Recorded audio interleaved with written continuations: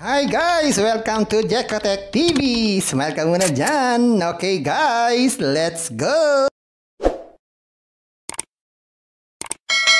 Guys, welcome back again to my channel. Ano guys, meron tayo susurin dito. Isang application. Hindi natin alam kung nagbabalik o iba ito. Ang pangalan ng application na to ay Fidelity. Pwede daw tayong kumita ng 150 at pwede daw tayong mag-withdraw every day. Samahan nyo ako guys, ating surin. Itong nagbabalik na ito o hindi naman nagbabalik. Itong Fidelity. Pero bago yan, baka naman di ko pa kayo friends sa YouTube. Please click the subscribe button and also the bell button para naman ma-notify ko kayo kung meron akong bagong video. And also share and like sa mga mahilig sa online at sa mga nandyan na gusto magsuri. Pwede rin mag-register, magsuri. Maganda nga yan, marami nagsusuri sa sari-saring application na lumalabas sa ating internet world. Again, dito commercial. Hindi rin ito promotion, hindi rin ito advertisement para sa Fidelity. Kaya alam mas sinusuri natin sari-saring application na lumalabas minuto sa ating internet world. Kaya, let's go na!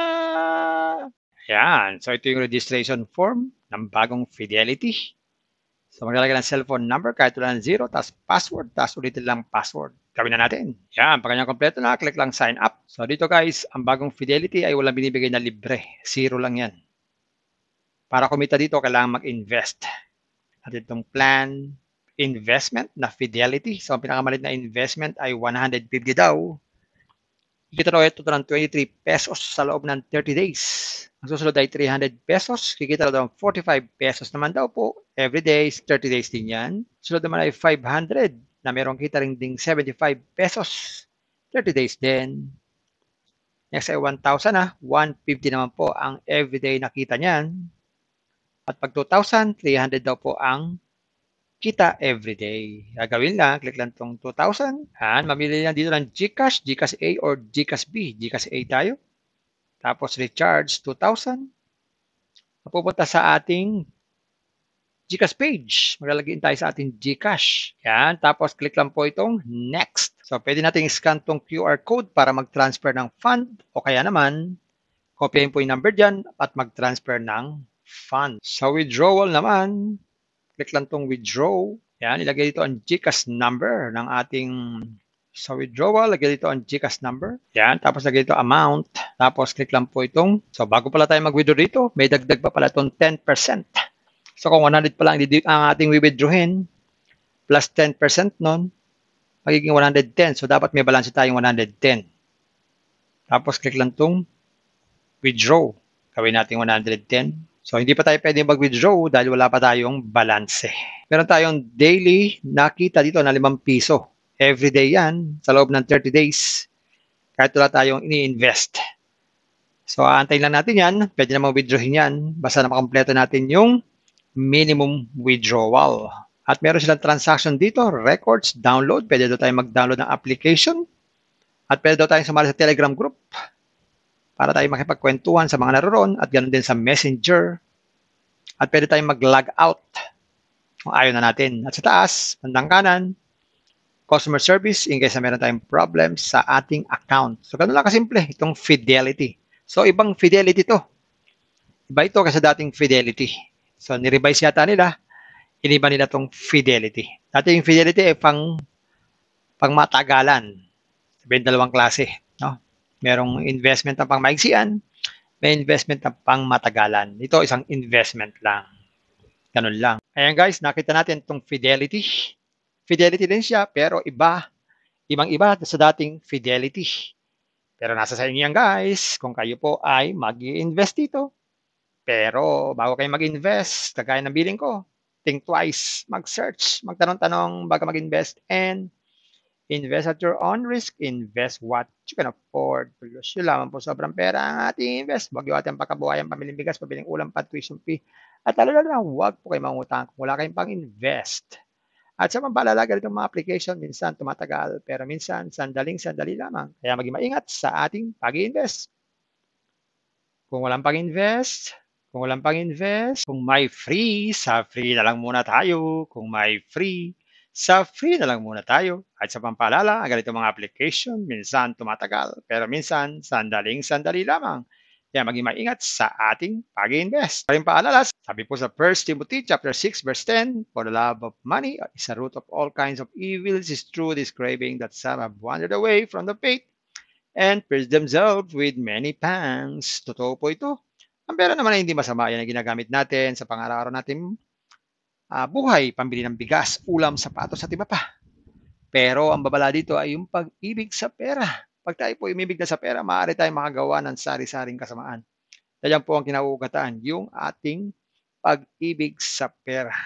Kaya ito po ay isang babala dahil ang ating ibang mga kasama natin ay nawala na sa pananampalataya. Mas pinili nilang ibigin ang pera. Hindi natin alam kung nasaan sila. Kaya pinag-iingat po tayo dito. Mag-iingat po tayo sa pag-ibig sa pera. Bye-bye. Ingat lagi sa pag-invest. Bye. Hi guys! Welcome to Jekotech TV! Smile ka muna dyan! Okay guys, let's go! Yan. So, ito yung registration form ng bagong Fidelity. So, maglalagay ng cellphone number kahit wala ng 0, tapos password, tapos ulitin lang password. Gawin na natin. Yan. Pag kanyang kompleto na, click lang sign up. So, dito guys, ang bagong Fidelity ay walang binibigay na libre. 0 lang yan.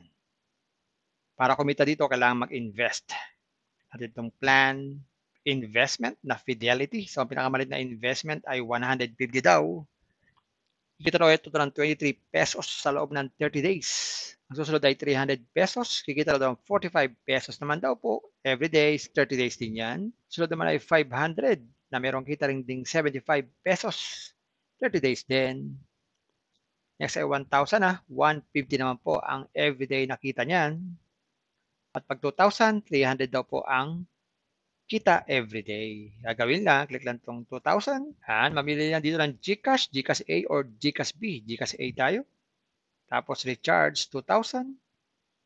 Mapupunta sa ating GCash page. Maglalagay tayo sa ating GCash. Yan, tapos click lang po itong next. So, pwede natin scan itong QR code para mag-transfer ng fund o kaya naman, kopyahin po yung number dyan at mag-transfer ng fund. Sa withdrawal naman, click lang itong withdraw. Yan, ilagay dito ang GCash number ng ating sa withdrawal. Lagay dito ang GCash number. Yan, tapos lagay dito amount. Tapos click lang po itong. So bago pala tayo mag-withdraw dito, may dagdag pa pala itong 10%.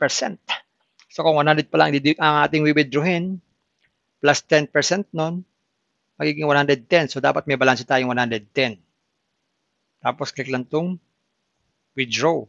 Gawin natin 110. So, hindi pa tayo pwede mag-withdraw dahil wala pa tayong balance. Meron tayong daily nakita dito na 5 piso. Everyday yan sa loob ng 30 days. Kahit wala tayong ini-invest. So, aantayin lang natin yan. Pwede na mag-withdrawin yan. Basta na makompleto natin yung minimum withdrawal. At meron silang transaction dito. Records, download. Pwede daw tayo mag-download ng application.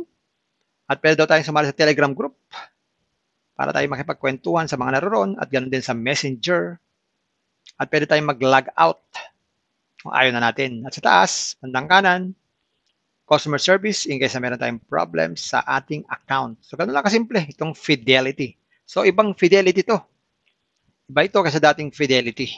So, nirevise yata nila, iniba nila itong Fidelity. Dati yung Fidelity ay pang matagalan. Sabihin, dalawang klase. No? Merong investment na pang maigsian, may investment na pang matagalan. Ito isang investment lang. Ganun lang. Kung may free, sa free na lang muna tayo. Kung may free, sa free na lang muna tayo. At sa pampaalala, ang ganito mga application, minsan tumatagal, pero minsan sandaling-sandali lamang.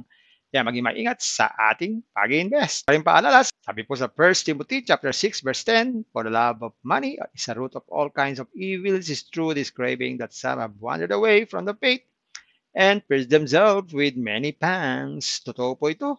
Ang pera naman ay hindi masama. Yan ang ginagamit natin sa pang-araw-araw natin buhay, pambili ng bigas, ulam, sapatos at iba pa. Pero ang babala dito ay yung pag-ibig sa pera. Pag tayo po umibig na sa pera, maaari tayong makagawa ng sari-saring kasamaan. Yan po ang kinauugataan, yung ating pag-ibig sa pera. Kaya ito po ay isang babala. Dahil ang ating ibang mga kasama natin ay nawala na sa pananampalataya. Mas pinili nilang ibigin ang pera. Hindi natin alam kung nasaan sila. Kaya pinag-iingat po tayo dito. Mag-iingat po tayo sa pag-ibig sa pera.